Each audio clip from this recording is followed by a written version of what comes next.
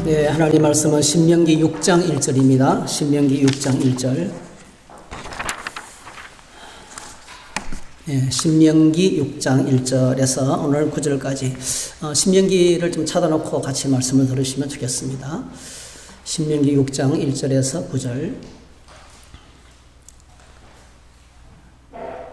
네, 같이 읽겠습니다. 이는 곧 너희의 하나님 여호와께서 너희에게 가르치라고 명하신 명령과 규례와 법도라. 너희가 건너가서 차지할 땅에서 행할 것이니 곧 너와 내 아들과 내 손자들이 평생에 내 하나님 여호와를 경외하며 내가 너희에게 명한 그 모든 규례와 명령을 지키게 하기 위한 것이며 또 내 나를 장구하게 하기 위한 것이라. 이스라엘아 듣고 삼가 그것을 행하라. 그리하면 내가 복을 받고 내 조상들의 하나님 여호와께서 내게 허락하심 같이 젖과 꿀이 흐르는 땅에서 내가 크게 번성하리라. 이스라엘아 들으라. 우리 하나님 여호와는 오직 유일한 여호와이시니 너는 마음을 다하고 뜻을 다하고 힘을 다하여 내 하나님 여호와를 사랑하라. 오늘 내가 네게 명하는 이 말씀을 너는 마음에 새기고 내 자녀에게 부지런히 가르치며 집에 앉았을 때든지 길을 갈 때든지 누워 있을 때든지 일어날 때든지 이 말씀을 강론할 것이며 너는 또 그것을 내 손목에 메어 기호를 삼으며 내 미간에 붙여 표로 삼고 또 내 집 문설주와 바깥문에 기록할지니라. 아멘. 오늘 이 말씀을 가지고 이스라엘아 들어라 이런 제목으로 말씀을 나누겠습니다. 아침에 주일 준비하면서 제가 커피 포트에 물을 틀어놓고 잊어버렸어요. 그러니까 식당에 물이 가득했어요. 제가 물을 얼마나 퍼냈냐면 한 10몇 통을 퍼낸 것 같아요. 그리고 식당 전체를 물 청소를 했어요. 오늘 대청소하는 날인데 여러분 식당은 제가 물 청소를 했으니까 안 해도 되겠어요. 조금 정신이 없고 찬양할 때 악보가 이렇게 체인지가 안 돼서 죄송합니다. 네, 조금 정신이 없어서 미안합니다. 네. 정신을 차리고 말씀을 전하겠습니다. 네. 여러분 성경 전체에서 다 성경 말씀이다. 하나님 말씀도 다 중요하지만 가장 중요한 말씀이 어떤 말씀일까요? 네. 성경 전체에서 가장 중요한 말씀.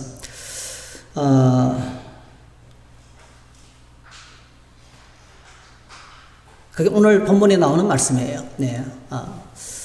신민기 6장 4절에서 5절 말씀. 신민기 6장 4절로서 이걸 보고 쉐마 이스라엘. 이스라엘아 들으라. 이 원문이 쉐마 이스라엘. 쉐마라는 유명한 말로 전해지는 말씀입니다. 우리 하나님은 오직 유일한 여호와시니 너는 마음을 다하고 뜻을 다하고 힘을 다하여 내 하나님 여호와를 사랑하라 했어요. 한 율법사가 예수님을 이제 시험하기 위해서 다가와서 질문했죠. 성경 전체에서 가장 큰 계명이 뭡니까? 예. 그러니까 예수님께서 대답하셨어요. 37절에 내 마음을 다하고 목숨을 다하고 뜻을 다하여 주 너의 하나님을 사랑하라 하셨으니 이것이 크고 첫째 되는 계명이다. 예수님께서 말씀하시기를 성경 전체에서 가장 중요한 크고 첫째 되는 계명, 이 가장 중요하다는 거거든요. 절대로 잊어서는 안 되는 하나님의 백성이 품고 살아야 되는 품는 정도가 아니에요. 마음판에 새기고 이마에 기록하고 손목에도 묶고 땅에서 되는 것이 아니고요. 마음을 다하고 뜻을 다하고 힘을 다해서 우리가 해야 될 딱 한 가지 하나님을 가장 사랑하는 거라는 거죠. 이게 성경 전체에서 핵심이에요. 그러니까 성경 전체의 메시지를 지금 오늘 신명기 6장에서 우리에게 전해주고 있습니다.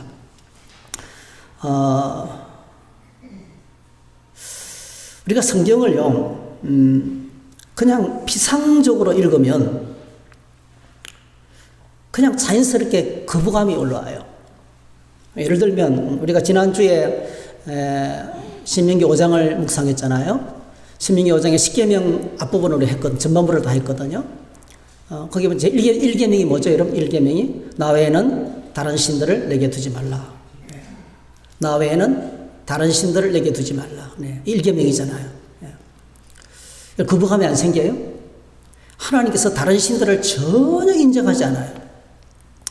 출애굽기 23장에 보니까 내가 내게 이런 모든 일을 삼가지키고 다른 신들의 이름은 부르지도 말고 내 입에서 들리게도 하지 말지니라. 그러니까 아예 다른 신을 입 밖에 올리는 것조차도 하나님 싫어하세요. 굉장히 무서운 독선이고 배타성이죠. 신명기 4장 35절 이것을 내게 나타내시면 여호와는 하나님이시요 그 외에는 다른 신이 없음을 내게 알려하려 하십니다. 다른 신은 없대요. 하나님 외에 다른 신은 존재하지 않는데요. 그런 정도는 오늘 위로 하늘이나 아래로 땅에 오직 여호와는 하나님이시요 다른 신이 없는 줄을 알아 명심하고 오늘 내가 내게 명령하는 여호와의 규례와 명령을 지키라. 너와 내 후손이 복을 받아 내 하나님 여호와께서 내게 주시는 땅에서 한없이 오래 살리라. 복 준다는 말은 좋지만은요, 이 세상 온 우주 만물에 신은 하나님밖에 없다는 거예요. 예. 그러니까 그냥 읽으면 아무 생각 없이 읽고 피상적으로 읽으면 와, 하나님 너무 지나친 독선, 거부감이 생겨요. 거부감이. 그리고 오늘 우리가 읽은 말씀은요, 생각 없이 읽으면 그냥 받아들이지만은요, 이거 무서운 말이에요. 이스라엘아 들으라. 우리 하나님 여호와는 오직 유일한 여호와시니 너는 마음을 다하고 뜻을 다하고 힘을 다하여 내 하나님 여호와를 사랑하라. 하나님께서 자신을 어떻게 사랑하라고 말씀합니까? 마음을 다하고 힘을 다하고 뜻을 다해서 사랑하라고 명령하고 있어요. 사랑하라고 명령하고 있어요. 여러분, 누군가에 다가가가지고 너 당신 나만 사랑하시오. 나만 사랑하시오. 그냥 나만 사랑하되 절대로 다른 데는 눈을 떼지 말고 오직 나를 사랑하는데 목숨을 다해서 일평생을 다해서 전심전력을 다해서 나만 사랑하시오. 이렇게 말하면 여러분 반응이 어떻게 될 것 같아요? 그런 명령을, 사랑의 명령, 사랑은 명령해서 되는 게 아니잖아요. 이 사랑을 명령받을 때요, 명령할수록 더 멀어집니다. 그렇죠? 뭐 저런 인간이 다 있나? 집 밖에 몰라. 그러지 않겠어요? 그렇죠? 그래서 제가 이 신명기 5장과 6장을 읽으면서 제 안에 오는 거부감이 어떤 생각이, 야, 이 하나님 정말 무서운 말씀을 하고 계시는구나. 네. 나 외에는 다른 신이 없고 다른 신들의 이름을 아예 부르지도 말고, 그죠? 오직 하나님만 유일한 신이시고, 그리고 또 이 말씀을 전하면서, 그죠? 우리 하나님은 오직 유일한 여호와시니, 오직 유일한 하나님이시니 너는 마음을 다하고 뜻을 다하고 힘을 다하여 주의 하나님을 사랑하라. 이렇게 하셨어요. 사랑하라고 명령하잖아요. 다른 것은 잊어버려도 좋은데 이거는 잊지 말라는 거잖아요. 엄청나게 강한 메시지예요. 그냥 단순한 메시지가 아니에요. 자, 그런데 우리가 하나님께서 이렇게 우리에게 이렇게 강하게 말씀하시는 이유가 있어요. 하나님께서 왜 이렇게 하나님의 백성들에게 이토록 강하게 엄청난 명령과 요구를 하시는 이유가 뭘까요?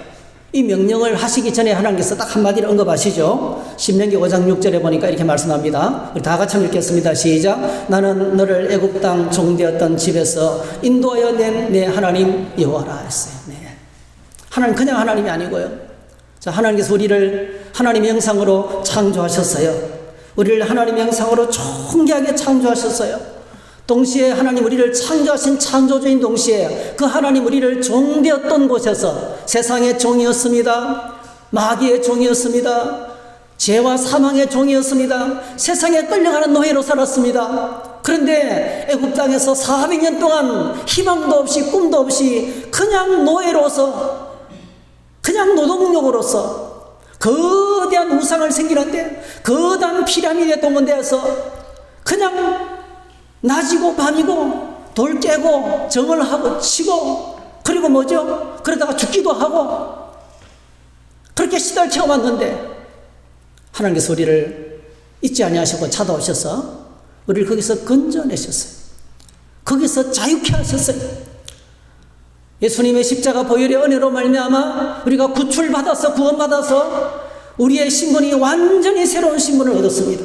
하나님 안에서 영광스러운 신분을 얻었습니다. 그래서 우리를 이 명령을 하시는 하나님은요, 천지를 창조하신 주인이신 동시에, 그리고 우리를 수많은 사람들 가운데서 예정하시고 선택해서 불러서 구원해내신 구원주가 되시는 거예요.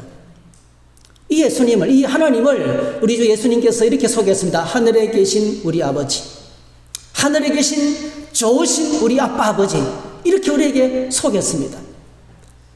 그 하나님께서 우리에게 나 외에는 다른 신이 없다고 말씀하시는 거예요.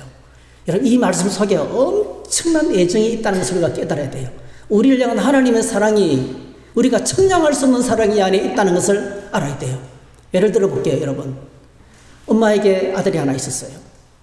이 엄마에게 아들은요, 자기 목숨보다 소중해요.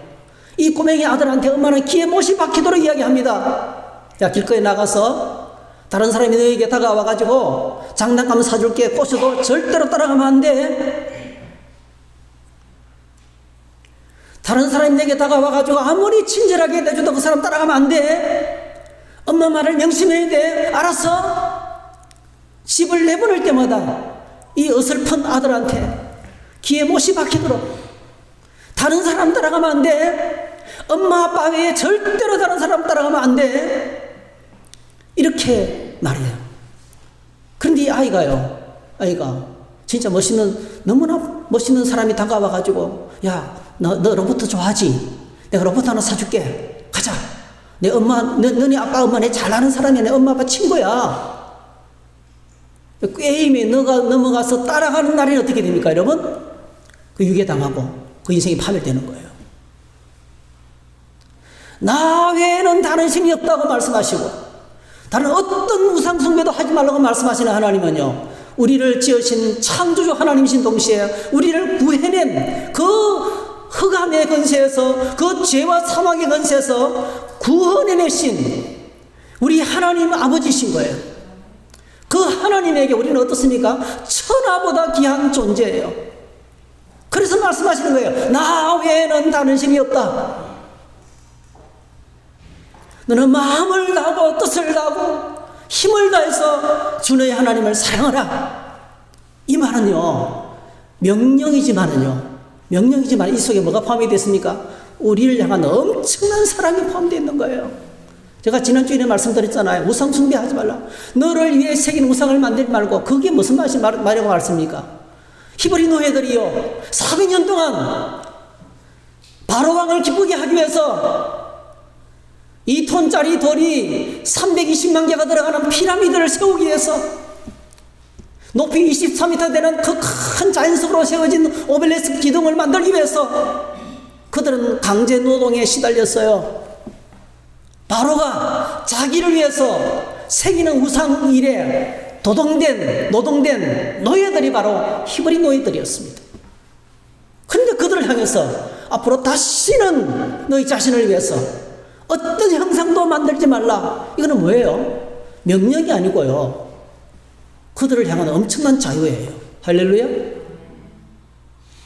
그래서 오늘 저희들이 우리에게 무섭도록 강한 사랑 명령이죠. 이렇게 사랑하라는 명령은 아무도 없어요. 사실은요, 하나님밖에 없습니다. 여러분, 이런 사랑을 요구할 수 있는 분은 하나님밖에 없어요. 하나님께서 우리에게 마음을 다하고 뜻을 다하고 힘을 다해서 주 너의 하나님을 사랑하라, 이렇게 명령하시는 것은 그 뒤에 뭐가 있습니까? 우리를 향한, 우리가 인간적으로 측량할 수 없는 하나님의 엄청난 사랑이 있다는 거예요. 사랑하는 성도 여러분, 신앙생활은 이 주님의 사랑에 눈이 열리는 겁니다.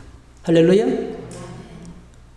이 날 향한 주님의 사랑에 눈이 열리는 거예요. 자식이 자라다가 나이 들어서 철이 들고 나면 엄마 사랑이 얼마나 큰지 그제서 압니다, 여러분. 그제서 비로소 사람 구실을 하는 거예요. 마찬가지로 신앙생활의 시작은요, 하나님의 사랑이 우리 안에 부어져야 돼요. 하나님의 사랑이 우리에게 부어져야 돼요. 하나님의 사랑이 성령으로 말미암아 부어질 때 비로소 하나님 나라가 열리는 거예요. 그래서 여러분, 제자들이 그렇게 주님을 따라다녔지만은요, 그들이 오순절날 성령 받기 전까지는 하나님 나라가 눈에 안 들어왔어요. 그래서 예수님 따라다니면서 성공, 내 잘 떼는 것. 여러분, 오늘 얼마나 많은 사람들이 내 잘 떼는 것에만 포커스가 맞춰진지 몰라요. 근데 여러분, 믿음의 철이 들고 신앙에 진입하면 하나님 사랑이 보이는 거예요. 여러분, 주님의 사랑이 우리 안에 부어지기를 주의 이름으로 축복합니다. 그래서 사랑해서 예배드리는 겁니다. 여러분, 복 받으려고 예배드리는 게 아니고요, 주님 사랑하기 때문에 거룩한 주일날 주님 앞에 나오는 거예요. 날 향한 주님의 사랑이 어마무시하기 때문에 갚을 길이 없어서 너무너무 좋아서 주님 앞에 나와서 예배하는 겁니다. 여러분, 이게 주의를 지키면서 예배하는 우리의 마음인 것입니다. 그래서 오늘 저희들이 6장 4절 5절 말씀을 보기 전에 그 앞에 구절을 먼저 봐야 되는 거예요. 자, 1절부터 3절까지 한번 보겠습니다. 1절부터 3절까지 우리가 읽었죠? 하나님께서 우리에게 말씀합니다. 명령과 규례와 법도, 명령과 규례를 법도로 내가 너에게 전했다. 이것은 너희가 하나님이 주시는 땅에 들어가서 거기서 붙들고 살아야 될 규칙이다. 하나님의 명령과 규례와 십계명으로부터 시작된 이 엄청난 말씀들을 신명기 5장부터 5장에서 28장까지, 신명기 5장에서 28장까지 하나님께서 모세를 통해서 주셨던 이 엄청난 양의 율법, 이 명령과 규례와 법도를 붙들고 하나님이 주시는 땅에 들어가서 살아야 되는데, 이유가 뭡니까? 2절에 보니까 이 말씀을 붙들고 살아갈 때 평생에 내 하나님 여호와를 경외하며, 하나님을 경외하며. 그렇습니다, 여러분. 하나님 말씀이 없이는 절대로 하나님을 경외하는 법을 알 수 길이 없습니다, 여러분. 하나님 말씀을 붙들고 갈 때 하나님을 정말 두려워하며 기뻐하며 섬길 수가 있어요. 하나님을 경외해야 됩니다, 여러분. 하나님을 경외하는 믿음이 진짜 믿음이에요. 자, 그 다음에 이렇게 이 말씀 붙들고 살면 하나님께서 우리에게 뭘 주십니까? 2절에 보니까 내 나를 장구하게 하기 위한 것이야. 하나님의 소원은 하나님이 주시는 땅에서 이스라엘 백성들이 길이 영원히 잘 살기를 원하시는 거예요. 할렐루야. 3절에 보니까 이스라엘아 듣고 삼가 그것을 행하라. 그리하면 내가 복을 받고 내 조상들의 하나님 여호와께서 내게 허락하신 같이 젖과 꿀이 흐르는 땅에서 내가 크게 번성하리라. 한번 따라 하실까요? 내가 복을 받고 내가 크게 번성하리라.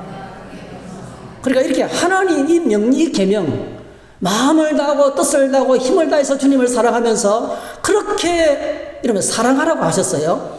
섬기라고 하지 않았어요. 아시겠죠? 여러분, 섬기는 거하고 사랑하는 건 다른 겁니다. 사랑한다는 말은요, 그분이 내게 가장 소중한 분이라는 뜻이에요. 하나님만이 내게 가장 소중한 분으로 알라는 거예요. 하나님과 우리 사이에 그 어떤 것도 들어가서는 안 된다는 거예요. 하나님과 우리 사이를 가로막는 그 어떤 것도, 그것이 가족이든지 물질이든지 세상 지식이든지 건강이든지 그 어떤 것이라도 들어가서는 안 된다는 거예요. 그러니까 오직 하나님만 붙들고 믿음으로 하나님을 사랑하며 살라는 것입니다. 그랬을 때 하나님께서 복을 받고 내가 크게 번성하리라, 이렇게 말씀하셨어요. 그리고 난 다음에 이제 하나님께서 우리에게 주시는 말씀이 오늘 본문의 말씀입니다. 나 외에는 다른 신들을 내게 두지 말라. 하나님께서 우리에게 반복합니다. 반복. 이런 신명기라는 말 자체가요, 반복이라는 뜻입니다. 반복. 또다시 들려주는 하나님 말씀의 뜻입니다. 신명기가. 듀트로노미. 반복. 귀에 못이 박히도록. 사랑하는 엄마가 아들에게 귀에 못이 박히도록 다른 사람 따라가면 안 돼. 엄마 아빠는 우리밖에 없어. 엄마 아빠에게는 그 어떤 누구도 따라가서는 안 돼. 이렇게 말하는 것처럼 하나님께서 귀에 못이 박히도록 다른 것을 사랑해서는 안 된다는 거예요. 오직 하나님만이 마음을 다하고 뜻을 다하고 힘을 다해서 사랑해야 된다는 겁니다. 이렇게 이제 말씀을 들려주셨습니다. 그래서 오늘 조화 여러분들이 이 마음과 뜻과 힘을 다해서 어떻게 사랑할 것인지 구체적으로 말씀했는데요, 그 다음 구절이 나와요. 이 말씀을 첫 번째 마음에 새기고, 그 다음에 7절에 자녀들에게 부지런히 가르치고, 부지런히 가르친다는 것은요, 확실하게 분명하게 엄하고 날카롭게 가르치라는 거예요. 아주 분명하게 확실하게 가르치라는 겁니다. 대충 가르치지 말라는 거예요.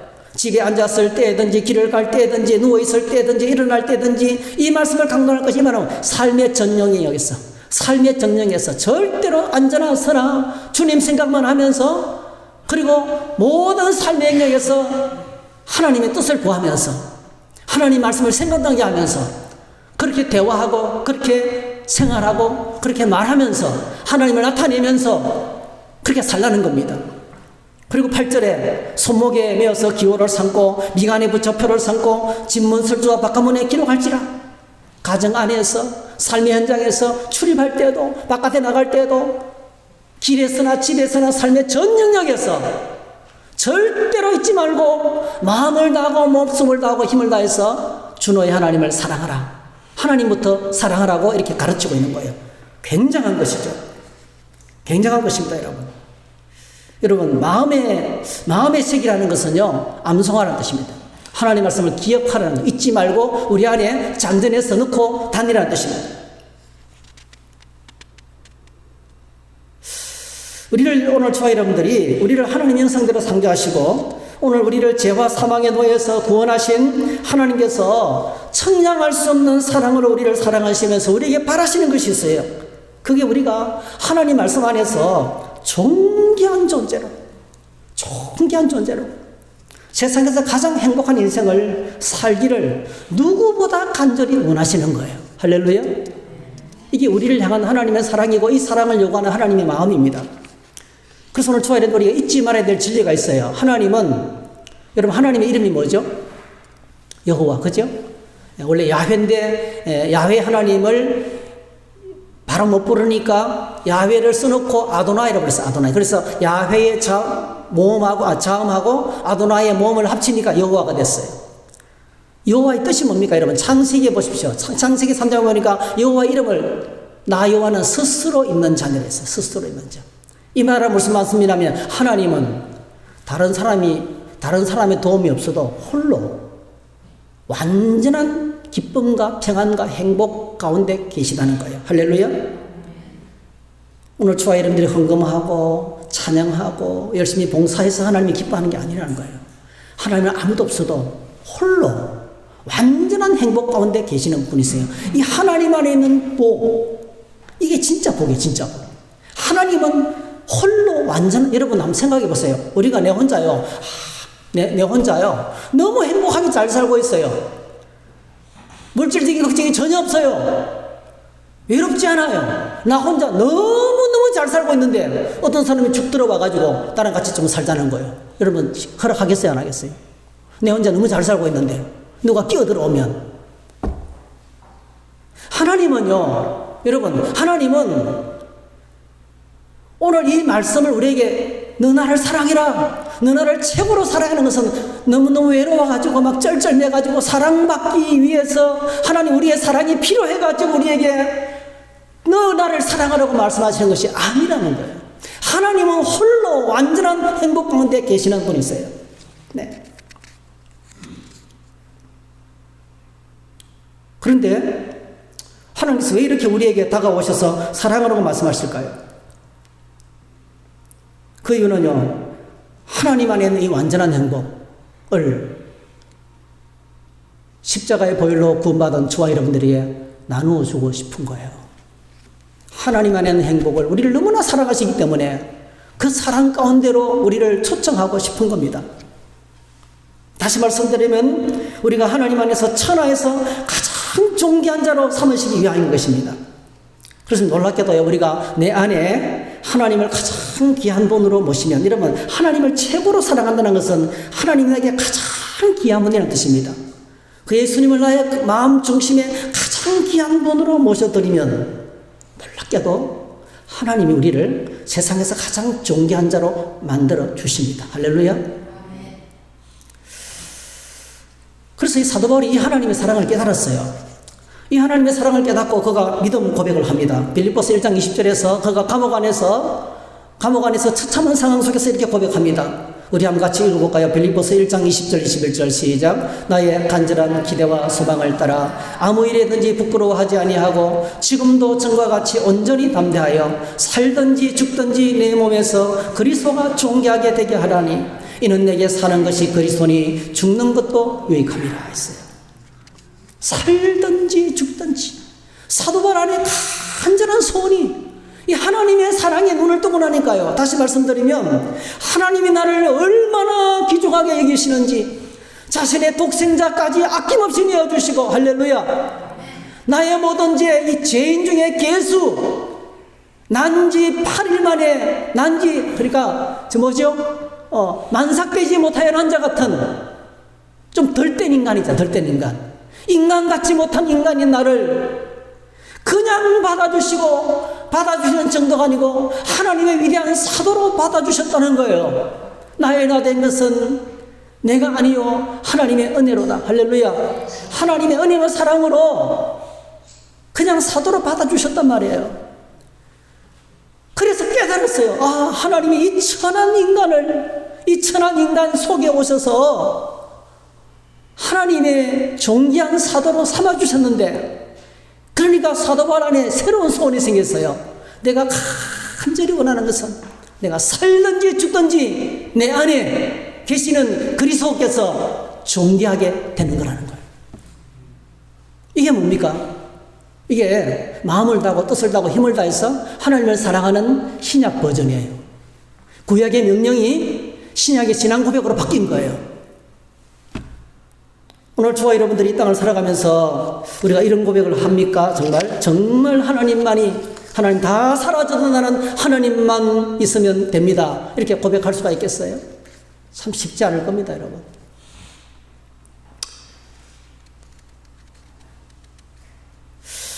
여러분, 굉장히 유명한 분이신데, 빅터 프랭클 박사. 이 사람 이야기는 세상 모르는 사람이 거의 없을 정도예요. 빅터 프랭클이라는 사람이 있습니다. 이분은 오스트리아 비엔에서 아주 부유한 집안에서 태어나서 의과대학을 나오고, 그리고 사람들을 치료하는 정신과 의사입니다. 이 사람은 이미 학계에 저명한, 그가 10살 때 벌써 논문을 썼는데 학계를 떠들썩하게 만들었어요. 그러니까 그 의학계에, 의학계에 혜성같이 나타난 장차 앞으로 세상을 빛나는 스타였어요. 그런데 여러분, 1차 세계대전 이후에 오스트리아가 독일에게 잡아먹히고 독일이 점차적으로 유대인을 압박해 오기 시작하는 거예요. 그러다가 1942년이죠. 1942년 9월달 1942년 9월달에 9월 25일 그때는 이제 그때만 돼도 이제 거기는 추운 겨울이 되니까 추운 겨울에 이제 막 결혼해서 아내에게 뱃속에 아기가 있었어요. 그런데 게시타포가 독일 군인들을 데리고 이 집을 쳐들어왔어요. 이 빅터 프랭클과 아내와 어머니 아버지하고 장모하고 그리고 형하고 전 가족을 다 잡아갔습니다. 짐짝스럼 찔려가지고 이동하고 보니까 그것이 여러분이 잘 아시는 유명한 사람 죽은 냄새가 펄펄 나는 아우슈비츠 수용소였어요. 거기서 이제 가족들은 끝나는 거예요. 여자는 여자대로, 남자는 남자대로 다 분류돼가지고 이제 수용소로 들어가는 것입니다. 근데 이분은 자기가 도망쳐 나올 때 외투안에 자기가 썼던 논문을 호주머니에 집어넣고 그 논문이 그의 희망의 꿈이었어요. 근데 아니나 다를까 수송에 들어가니까 먼저 왔던 포로가 가스실에서 죽고 입었던 그 너덜너덜한 푸른색 줄무늬 잠옷을 던져주면서 빨리 갈아입어! 그러는 거예요. 그래가지고 자기 옷은 벗겨지고 그리고 안에 들었던 그 논문이 툭 떨어지니까 그 군인들은 그걸 그냥 난로벌에 집어 던져버리고 그러니까 이 빅터 프랭클은 그 순간에요. 막 정신이 나가는 거예요. 도대체가 지금 바로 바로 당장 죽을 수도 있고요. 그래, 죽음의 지옥의 수용소에서 정신이 있겠어요? 멍하니 있는데 빨리 왜 난 옷을 갈아입지 않고 뭐 하는 거야? 이 소리에 그냥 놀라서 그 옷을 갈아입었어요. 그런데 여러분, 푸른색 잠옷을 딱 입는데요. 그 옷 한 솔기에 뭔가 딱딱한 것이 느껴지는 거예요. 옷이 좀 딱딱한 것이 있구나를 느꼈어요. 그리고 정신없이 그 짐짝처럼 사는 수용소 막사에 그것도 추운 겨울인데 바람이 숭숭 들어오는 판자떼기로 대충 붙여놓은 그 숙소에 사람들을 꽉꽉 집어넣어가지고 그냥 칼잡을잖아요. 칼잡을. 그러니까 굉장히 추운데 사람들을 따닥따닥 붙여놓으니까 조금 덜 추운 거예요. 사람들 체온 때문에 그나마 밤을 지내는 거예요. 그렇게 죽음 앞인데도 어떤 사람은 코를 골고 자는 사람도 있고요. 어떤 사람은 무서워서 우는 사람도 있고요. 그냥 그렇게. 그런데 이제 갑자기 그 딱딱한 게 또 느껴지는 거예요. 옷에 있으니까요. 이게 뭐지? 그래서 그걸 꺼내보니까요. 돌돌 말린 작은 종이 조각이었어요. 깨알 같은 글씨가 써 있었는데 잘 안 보였어요.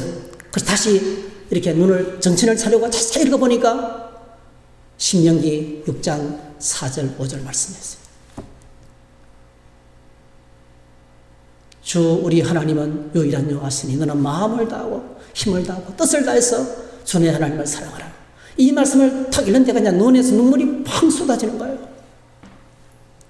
하나님, 아니 이렇게 처참한 상황에서 하나님만 사랑하라고요? 이러면 상상을 해보세요. 지금 죽음의 냄새가 나고 사람 탄 냄새가 나고요. 네. 그 가스실로 가는 것이 일보 직전인데요. 이 가장 낮은 처참한 상황 속에서 하나님만 사랑하라고요. 그런데 여러분, 그 순간에 이 빅터 프랭클 박사의 마음속에 하나님이 그 쪽지를 통해서 자신에게 말씀하시는 것으로 들린 거예요. 그래도 너는 여기서 하나님만 사랑해야 된다. 하나님을 뜨겁게 사랑했다. 이 음성이 들려왔어요. 어떤 느낌을 듣는, 하나님이 이 수용소에도 계시는군요. 일단요, 하나님이 지금 여기까지 나를 따라오셨군요. 그리고 결단합니다. 하나님, 내가 이곳에서 무슨 일을 만나도 하나님만 사랑하기로 결심합니다.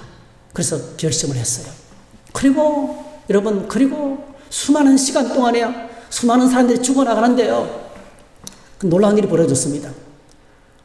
이분이 하나님을 사랑하기로 했으니까, 하고 나니까요, 여러분, 죽음을 앞에 놓고 끌려간 사람들이 다른 사람이 눈에 들어오겠어요? 그 자기밖에 없습니다, 여러분.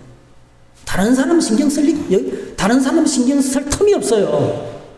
죽음이 지금 가스실로 막 사람들이 몰려가고 있는데 어떻게 다른 사람 생각하겠어요? 전부 다 자기만 생각하는 거예요. 자기밖에 몰라요. 다른 사람은 전혀 고려하지 않습니다. 네, 목숨이 바로 앞에 있으니까요. 그런데 이 빅터 프랭클 박사한테 어떤 변화가 오느냐면요, 다른 사람이 보이기 시작하는 거예요. 그때 보니까요, 이런 사람이 있는 거예요. 거기서 빵 한 조각 더 얻어먹으려고, 네? 독일 사람들한테 빵 한 조각 더 얻어먹으려고요, 독일 군인의 끈아풀이 되어가지고 동료들을 고발하고 그리고 학대하는 유대인들, 형제들이 있는 거예요. 네? 그리고 어떤 때는요, 빵을 훔쳤어요. 어떤 사람이 빵을 훔쳤어요. 빵을 훔치니까 그것이 발라가게 되니까, 빵을 훔친 것이 발라가게 되니까 그날 때는 전부가 다 금식했어요. 못 먹었어요. 음식을 먹지 못한 일도 발생하게 된 거예요. 그러니까 그 극단적으로 어려운 상황이 되면요, 사람 본색이 드러나는 거예요. 사람 본색이 드러나는 거예요. 자기만 잘 되기 위해서 수단 방법을 가리지 아니하고 독일 장교들보다 더 포악한 유대인들이 많았다는 거예요. 근데 뭐 그 중에서요, 어떤 사람은요, 죽음이 앞에 있는데도 아주 우스운 이야기를 해가지고 유머를 해가지고 막 사람들을 막 웃기는 거예요.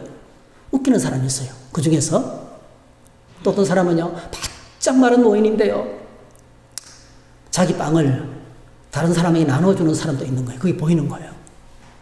어떤 사람은요, 지금 몸이 아파서 이제 막 죽어가는 사람이었는데, 이 사람이 가스실로 가야 되는데 자기가 가겠다고. 이 사람은 그래도 며칠이라도 더 살게 해달라고 살아나서 이 로고 테라피를 통해서 여러분, 정신병을 앓는 수많은 사람을 살립니다. 그래서 이 한 블로그에서 이 사람을 소개하면서 이렇게 소개했어요. 빅터 프랭클, 영혼을 치료하는 정신과 의사. 영혼을 치료하는 정신과 의사, 이렇게 소개를 했습니다.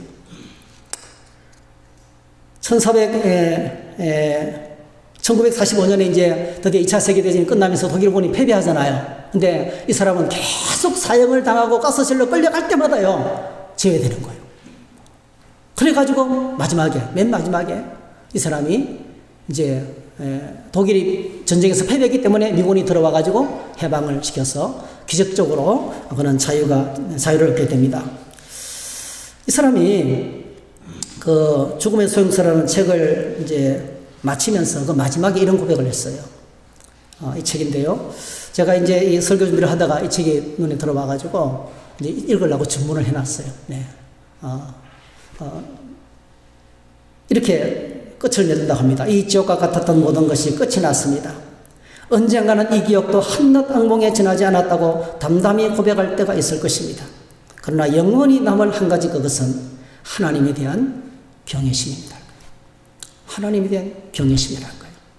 하나님께서 주 너의 하나님을 사랑하라 명령하는데 이 말씀 붙들고 살았더니 하나님 정말 놀라운 분이라는 거예요. 할렐루야. 너무나 천박한 상황에서, 가장 낮은 상황에서, 여러분 보세요, 가장 쓰레기 땀이 죽음 직전에 가장 가장 보잘것없는 가스실로 가서 그냥 사라져야 될 그 천박하고 가장 낮고 가장 비참한 자리에 떨어졌는데 그 비참한 자리에서 여러분 하나님의 말씀을 간직했어요. 다시 말씀드리면 존귀하신 하나님을 자기 속에 모셨습니다. 할렐루야. 그랬더니 하나님께서 빅테 프랭크를 존귀한 존재로 수많은 사람을 살리는 너무나 대단한 사람으로 만들어 주셨습니다. 이것이 이 계명을 주는 목적이라는 거예요. 한 사람 더 소개하고 싶습니다. 네. 이서진이라는 분이 있습니다. 여러분 소설가 이서진 씨를 혹시 아시는지 모르겠어요. 이분은 45세 때에 소설 강변에 쓰다라는 중편소설로 시몬문학상을 받습니다. 그런데 이서진 씨는 전신마비 장애인입니다. 이 사람이 할 수 있는 것은 온몸을 꼼짝도 못해요. 이 사람이 할 수 있는 딱 세 가지입니다. 생각하고 말하는 거, 기억하는 것밖에 없는 거예요. 머리로 할 수 있는 것 외에는 온몸 전체가 전신마비 환자예요. 19살 때 대학 시험을 2달 앞에 놓고 도서관에 아침 6시에 나가다가 신호등을 건너는데 교통사고가 났어요. 척추가 부러지면서 전신마비가 온 거예요. 의사가 어느 날 2년 동안 투병생활을 했는데 의사가 이야기를 하래요. 그래서 목숨을 걸고 겨우 휠체어를 밀어서 의사를 찾아가서 상담을 했는데 의사가 뭐라 그러냐면은 앞으로 더 나빠지지 않기만을 위해서 기도하라는 거예요. 고칠 방법이 없다. 전신마비에서 고칠 방법이 재활 치료가 불가능하다는 거예요. 얼마나 통곡하며 울었는지 몰라요. 그냥 살고 싶지 않아가지고 죽을 수도 없어요. 몸에는 욕창이 생기고 누가 끌어주지 않으면, 누가 대소변을 받아주지 않으면 아무것도 할 수 없는, 밥을 먹여주지 않으면 아무것도 할 수 없는, 자기 생명을 자기가 끊을 수도 없어요. 죽고 싶고 날마다 울었다는 거예요. 어느 날 자기가 울다가 울음을 딱 그치니까요, 건너방에서 엄마가 자기에게 들리지 않기 위해서 소리 없이 우는 소리를 들은 거예요. 자기만 울고 있는 게 아니고 엄마가 같이 울고 있다는 것을 들은 거예요. 그 엄마의 울음소리를 듣고요, 자기 장애를 받아들이기로 한 거예요. 그냥 내가 이걸 그냥 받아들여야 되겠다. 그리고 내가 할 수 있는 것이 뭔가를 좀 생각해 보니까요, 없는 거예요. 자기가 할 수 있는 게 아무것도 없는 거예요. 그래, 뭘 할 수 있을까? 내가 뭘 할 수 있을까 찾다 보니까 책을 읽을 수 있고, 책은. 독서는 할 수 있는 독서. 그때부터 병원에서요, 하루에 15시간씩 목숨 걸고 책을 읽었는데, 그렇게 읽은 시간이 10년 동안 책을 읽은 거예요. 여러분, 10년 동안 책을 하루에 15시간씩 읽고 나니까 어떻게 된지 아세요? 그 안에 문학의 영성이 가득 차는 거예요. 그래서 이제는 바깥 세상이 좀 궁금해졌어요. 그래서 요즘 유튜버 같은, 요즘 SNS 같은, 페이스북 같은, 그 당시에는 나우누리 통신이라고 있었어요. 전자통신. 기억나세요, 여러분? 그 전자통신을 통해서 자기 생각을 세상 속에 알리기 시작했어요. 어떻게 알리냐면 이렇게 입에다가 막대기를 물고 컴퓨터 자판을 두드리면서 그렇게 이제 이렇게 책도 읽고 컴퓨터를 하는 거예요. 네. 이렇게. 정말 기가 막히죠. 네. 그렇게 해서 통신을 이제 세상에 자기 이야기를 올렸는데, 이 이서진 씨의 글을 읽는 어떤 한 사람이 너무 큰 감동을 받은 거예요. 야, 이런 사람이 다 있나. 너무 매력을 느낀 거예요. 계속 다가와서 계속 편지로 만나자는 거예요. 근데 이서진 씨는 자기는 전신마비 장애이기 때문에 당신을 만날 수 없다고 거절한 거예요. 근데 이한수 씨라는 이 사람은요, 끈질기게 계속해서 이서진 씨에게 다가와서 결국 영화 같은 스토리가 진행되면서 결혼하게 돼요. 예. 이한수 씨가 이제 그 결혼할 당시에 이렇게 넓게 나이가 많아서 결혼한 거예요. 예. 결혼할 당시 이렇게 이제 결혼을 하게 되었습니다. 이한수 씨는 컴퓨터 전문가예요. 그래서 이서진 씨를 위해서 가까운 곳에 컴퓨터 상의를 열면서 언제든지 늘 돌보고 이러면서 끝없이 이 이서진 씨 안에 있는 문학적인 것에 대해서 자극을 주고 이제 글을 내게 합니다. 그렇게 해가지고 글을 내기 시작했는데요. 이번에 썼던 글들이 막 이제 당선이 되기 시작합니다. 그게 이제 강변에 쓰다는 책으로 시문문학상에 되고요. 제가 이번에 그 수상 이력을 적어왔는데 한번 읽어드릴게요. 2003년에 리딩 부키라는 걸로 대한민국 장애인 문학상 최고상을 받고요. 2011년도 와르기라는 단편 와르기를 통해서 신라문학상 대상을 받고요. 단편 다락방 남자를 통해서 제8회 동서문화상을 받고요. 중편 그림자배를 위안으로 제1회 청강문화상을 받고요. 중편 강변을 쓰다로 15회 시문문학상을 받고 제7회 김만중 문학상을 마지막 메이크업이라는 작품으로 또 받습니다. 그리고 계속해서 푸른 한영, 낯선 텀, 달의 뒤편에 드리운 시간들, 뭐 이런 것들, 밤의 끈을 당신의 하고 이런 중편, 단편, 장편 소설들이 막 쏟아져 나오는 거예요. 지금은요, 왕성하게 전국을 다니면서 이 글 쓰는 강의를 하면서 끝없이 지금 왕성한 글을 지금 쓰고 있는 잘 나가는 소설가 중에 한 사람입니다. 제가 이번 소설 4권을 다 또 주문해놨어요. 읽으려고. 여러분, 제가 이 이야기를 읽으면서 이런 생각을 하게 됐어요. 이서진 씨 안에 있는 문학이, 이서진 씨 안에서 문학이 아름답게 되었어요. 그렇죠? 그리고 문학 안에서 그리고 이렇게 존귀한 하나님의 사람으로 누가 이끌어냈습니까? 이한수 씨가 끊임없는 사랑으로 다가와가지고 그를 뭐죠? 이 일을 할 수 있도록 초청하고 이끌어줬어요. 할렐루야. 사랑하는 성도 여러분, 존귀하신 예수 그리스도께서 죄와 사망과 사탄의 노예로 살아가던 비천한 우리를 찾아오셨어요. 그분은 우리를 위해서 자신을 십자가에 내어주셨습니다. 그런데 우리가 보혜사 성령님의 도움으로 날 향한 하나님의 사랑에 눈을 뜨고 존귀하신 예수 그리스도를 내 마음에 오시게 되었습니다. 그 결과 우리는 예수 그리스도 안에서 존귀한 신분을 얻게 되었습니다. 하나님의 자녀가 되었습니다. 하나님 나라의 영광스러운 백성이 되었습니다. 하나님 앞에 의롭다함을 얻었습니다. 그리고 영원한 하나님 나라를 상속받는 하나님 나라의 상속자가 되었습니다. 예수 그리스도 안에서 우리는 저와 여러분들은 누구보다도 존귀한 하나님의 백성이 되었습니다. 이렇게 하나님 백성된 저와 여러분을 향해서 주님께서 말씀하시는 거예요. 마음을 다하고 뜻을 다하고 힘을 다해서 주 너의 하나님을 사랑하라. 하나님만 사랑하라는 거예요. 하나님만을 가장 존귀하게 여기라는 거예요. 그래서 우리에게 남아있는 것은 바로 뭡니까? 이렇게 하나님의 나라를 오셔서 나를 존귀하게 하시기 때문에 우리에게 남아있는 한 가지 마지막 소원은 남은 생애 동안에 우리가 주님만 사랑해서 하나님을 존귀하게 하는 예수 그리스도께서 우리를 통해서 존귀하게 그 이름이 존귀한 이름으로 온천한 모든 만민들의 찬양을 받으며 예배를 받으며 영광을 받으시도록 하는 것이 우리의 남아있는 마지막 소원이라는 거예요. 사랑하는 성도 여러분, 오늘 저와 여러분들 이 계명의 말씀을 간직하고 살아서 빅터 프랭클뿐만이 아니고 이서진 씨만이 아니고요, 우리 모두가 하나님이 약속하시는 그 풍성한 복을 누리고 정말 하나님 나라의 존귀한 사람들로 다 세워지기를 주의 이름으로 축복합니다. 할렐루야. 우리 이걸 생각하면서 함께 찬양하시면 좋겠어요. 이 찬양을 좀 부르십시다. 그 크신 하나님의 사랑 말로 다 형용 못하네.